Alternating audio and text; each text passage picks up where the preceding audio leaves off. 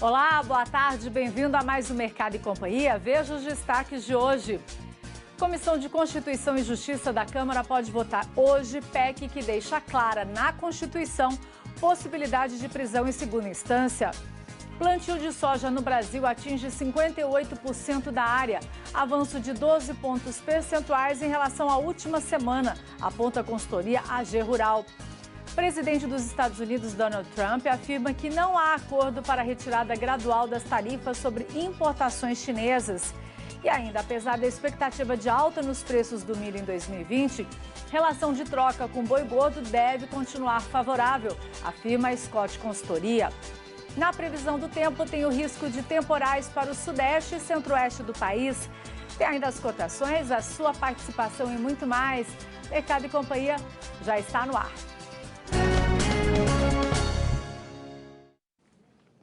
A Comissão de Constituição e Justiça e de Cidadania da Câmara dos Deputados pode votar hoje a proposta de emenda à Constituição que deixa clara na Constituição a possibilidade da prisão após condenação em segunda instância. Pelo texto, após a confirmação de sentença condenatória em grau de recurso, o réu já pode ser preso. Atualmente, a Constituição diz que o réu só pode ser considerado culpado após o trânsito em julgado, ou seja, após o esgotamento de todos os recursos em todas as instâncias da Justiça. Na última quinta-feira, os ministros do Supremo Tribunal Federal derrubaram a possibilidade de prisão de condenados em segunda instância, modificando o entendimento que vinha sendo adotado pelo tribunal desde 2016. A medida beneficiou o ex-presidente Lula, que teve sua soltura autorizada, assim como alguns condenados da Operação Lava Jato. A ProSoja Mato Grosso se manifestou a favor da PEC, que pode ser votada hoje na CCJ da Câmara, pedindo a prisão em segunda instância. A entidade criticou a decisão do Supremo Tribunal Federal, afirmando que traz insegurança jurídica e impunidade. Veja só. Em nota publicada no site, a ProSoja Mato Grosso afirmou que a entidade está consternada com o veredito da Suprema Corte. Porém, não dá para dizer que o resultado foi algo imprevisível. De acordo com a associação, a sociedade civil organizada precisa agora apoiar as ações em âmbito legislativo para que a impunidade não se perpetue. A ProSoja disse ainda que esta não foi a primeira vez que o Supremo julgou a constitucionalidade da prisão em segunda instância e certamente não vai ser a última.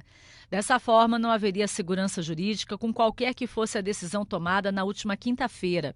Para finalizar, a entidade manifestou apoio à proposta de emenda à Constituição de autoria do deputado Alex Manente, do Cidadania de São Paulo, que deixa clara no texto constitucional a possibilidade da prisão após condenação em segunda instância. O Miguel Daúde já está aqui do estúdio e fala para a gente quais devem ser os impactos aí da liberdade do Lula nos últimos meses do ano. Boa tarde. Você acredita aí que essa PEC na Câmara vai avançar? Bem-vindo. Boa tarde Kelly, boa tarde a todos. Pois é, a minha opinião ela não é muito sólida que vai andar na Câmara, porque a gente sabe que boa parte dos deputados, uma parte significativa dele ou do seu amigo ou do seu companheiro deputado está envolvido em corrupção. Então, portanto, não vamos ser hipócritas de dizer que isso aí vai passar, não vai passar. Mas o que eu gostaria de chamar a atenção é para uma realidade que nós estamos vivendo, que é uma realidade absurda, né? Vocês vejam bem, o Supremo Tribunal Federal, durante 11 anos, ele votou a favor, votou contra, votou a favor e muda, né, a forma de como essas pessoas devem se comportar ou não em relação a uma decisão judicial. Quer dizer, a jurisprudência. O Supremo Tribunal Federal tem os seus membros cargos vitalícios, que é exatamente para que você tenha lá, né, a segurança jurídica. A segurança jurídica está também na forma como o Supremo pensa em relação a determinados questionamentos constitucionais. Mas não, né? Nós pegamos 3 juízes, Gilmar Mendes, Rosa Weber e o Toffoli. Já votaram a favor e já votaram contra. Então, que segurança nós temos? Será que é porque tinha que soltar o Lula que eles votaram a favor? Se foi isso, é um absurdo. Não é coincidência. Não foi coincidência. Então isso é que nos nos deixam sinceramente preocupados. Depois perguntam, será que o Brasil vai receber dinheiro de fora? Não vai receber, porque a gente não sabe qual é.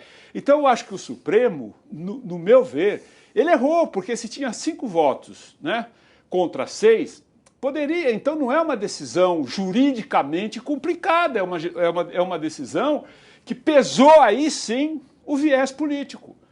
E agora, como fica o Brasil? Eu particularmente acredito que o Lula, que foi preso, né, condenado, criminoso por lavagem de dinheiro, por corrupção, que agora está solto, ele não tem a prerrogativa de andar na rua, ele não tem a prerrogativa de visitar o Brasil, porque eu tenho certeza que os brasileiros serão contra essa movimentação deste criminoso que agora está solto. Ah, não, mas será que ele vai criar problema para o Bolsonaro? Eu tenho uma visão um pouco diferente. Eu acho que isso fortalece a direita, né? Porque a direita já estava num ponto que não tinha mais com quem brigar, né? E todos eles queriam ser mais à direita. Então, portanto, criou uma situação insegura. Eu acho que o Supremo não poderia ter feito isso, não deveria ter feito isso num momento delicado em que vive o Brasil, em que vive a América Latina, onde você coloca setores da sociedade uns contra os outros, e isso acaba prejudicando o nosso país. O nosso país é pobre. Não venha com essa história agora, o Lula querer dizer, não, mas eu vou defender os pobres. A Dilma acabou com o Brasil, a Dilma ferrou o Brasil, a Dilma deixou o Brasil nessa situação. Não foi o Bolsonaro em 10 meses que deixou essa... Eu não estou aqui defendendo o Bolsonaro, não, estou sendo sincero no meu comentário. Não foram os 10 meses do Bolsonaro que levou o Brasil onde está. Está tentando consertar. Certo ou errado, eu não vou discutir isso agora, mas ele está tentando consertar. Então a decisão do Supremo não foi uma decisão coerente com a realidade do nosso país, coerente com o bom senso jurídico, porque se você vota no passado, favor, contra, de repente você muda. Ah, agora vamos fazer uma PEC. O Toffoli disse, não, agora se vocês façam aí, o Congresso é soberano, faz o que quiser. Sabendo que isso é difícil de passar no Congresso, onde quem irá votar boa parte está comprometida.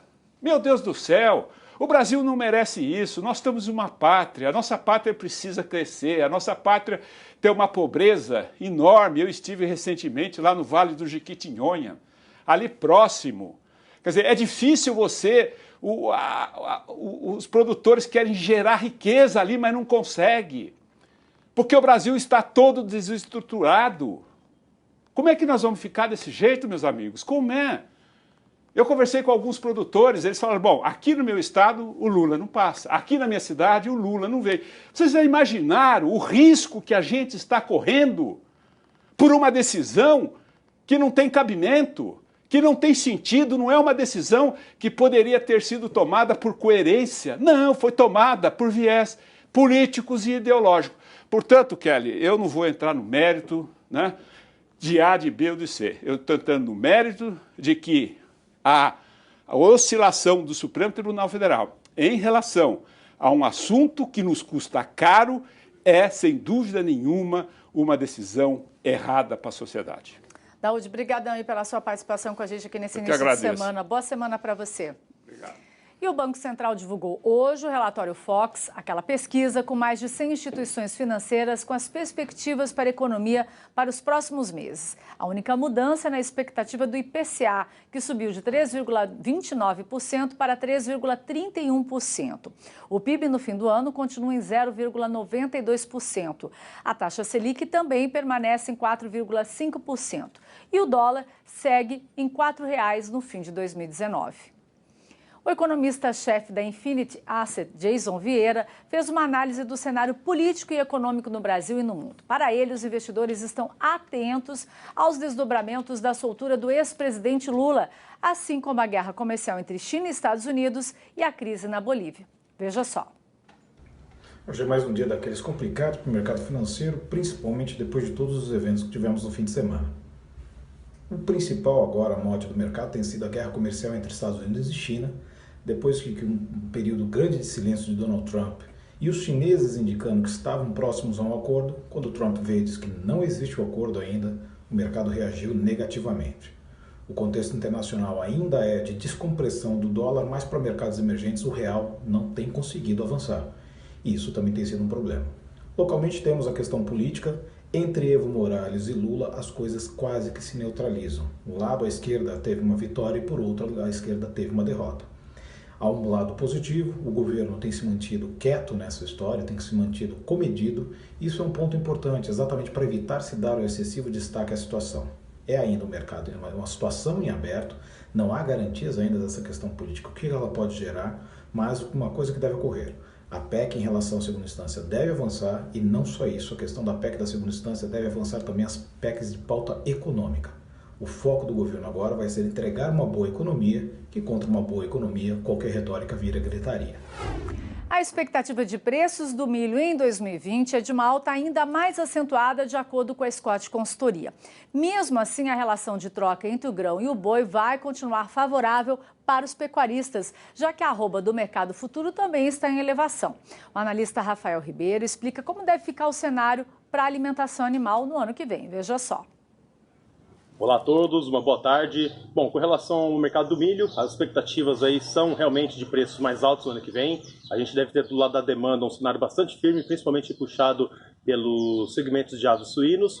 Do lado da oferta, a produção deve crescer menos, ou até mesmo ser menor, né, em função de um incremento menor na área, mas principalmente em função da expectativa de um clima mais adverso e que deve refletir sobre a produção, especialmente na segunda safra. Então, demanda aquecida, tanto no mercado interno como para exportação, e do lado da produção a gente tem esse cenário aí mais ajustado, provavelmente com uma menor oferta e estoques menores que devem manter o preço do cereal em patamares mais altos em relação a 2019. Né? Então para 2020 o milho deve subir, e com relação à relação de troca para o pecuarista, né, a gente deve ter um cenário positivo também para o boi gordo, mas com a alta do milho essa relação de troca aí pode ser prejudicada. Por isso que a gente destaca a importância da estratégia de comercialização, antecipação dessas compras, né? Lógico, sempre fazendo conta e analisando também a condição de armazenar e estocar esse produto até a sua utilização, né? Então, milho pesando mais, e com relação ao farelo de soja, a gente destaca aí as recentes altas da soja grão e do farelo de soja,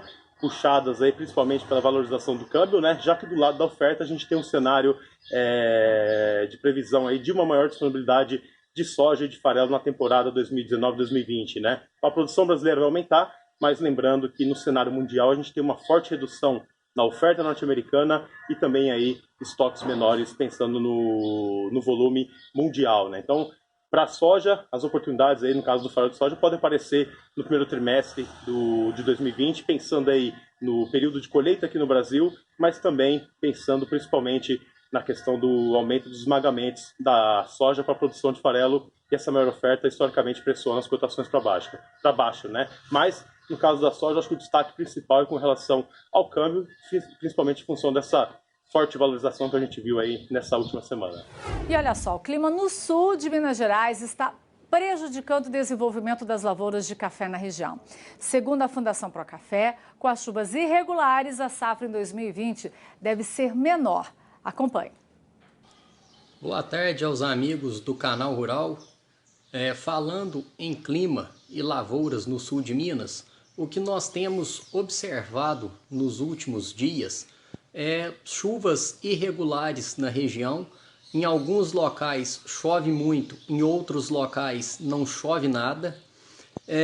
Muita ocorrência de chuva de granizo e ventania. E a frutificação no sul de Minas não está se desenvolvendo bem.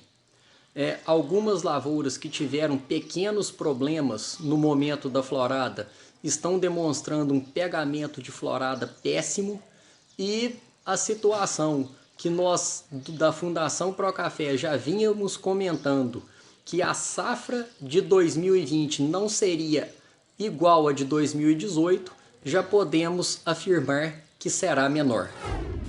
Sentiu falta de algum conteúdo? Acesse canalrural.com.br.